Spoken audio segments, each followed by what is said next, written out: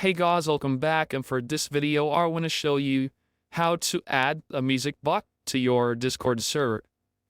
So as you can see, we're currently on Discord, and make sure to click on this top left corner here and go to server settings, and under apps, click on app directory and search for the bot that you want to add.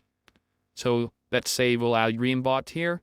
We click on add to server, we continue, and the permissions here, click on authorize, and you'll be prompted with the verification here.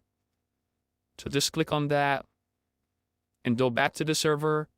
Once you're back to the server, make sure that you're currently in a voice channel.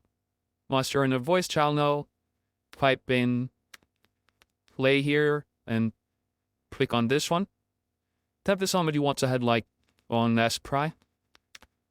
So code the main. There you go. So as you can see, it's now playing, guys.